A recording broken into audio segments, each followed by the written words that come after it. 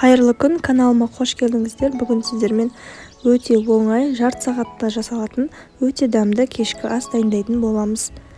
Алдымен бізге ұсақталған ет қажет болады.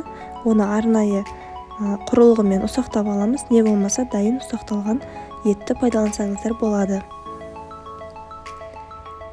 Ұсақталған етімізге бір дана жұмыртқа қосамыз.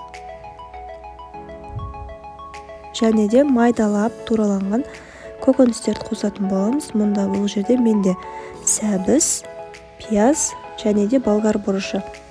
Егер сіздерде осындай құрылғы болмаса, үкіштің ең майдасынан өткізіп алғандарыңыз жөн. Және де дәміне қарай дәмдеуіштер қосатын боламыз.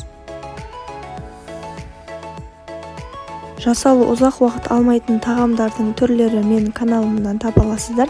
Олар өте көп. Жарты сағатта 40 минутта жасалатын тағамдардың түрлері бар. Міндетті түрде каналға тіркелуді ұмытпаңыздар.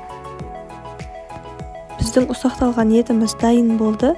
Енді бұл еттердің барлығын осындай шар ретінде домалақтап пешке салатын ыдысымызға орналастыратын боламыз.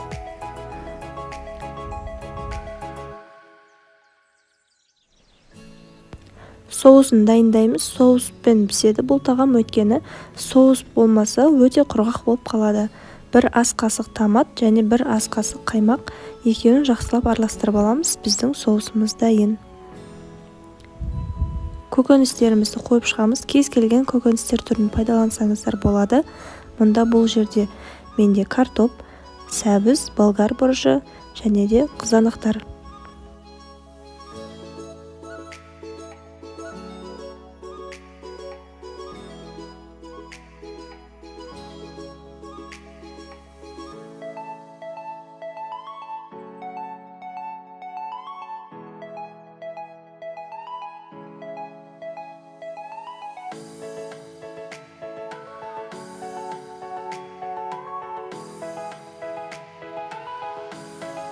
Барлық көкөністерді қойып болған соң, олардың үстінен дайын болған соусымызды құйып шығамыз.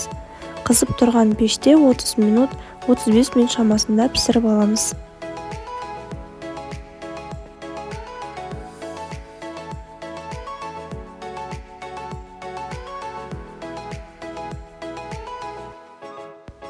Өте тез дайын болады, әрі дәмі өте дәмді. Міндетті түрде жасап көруге кеңес беремін. Сіздермен бірге болған Арайлым.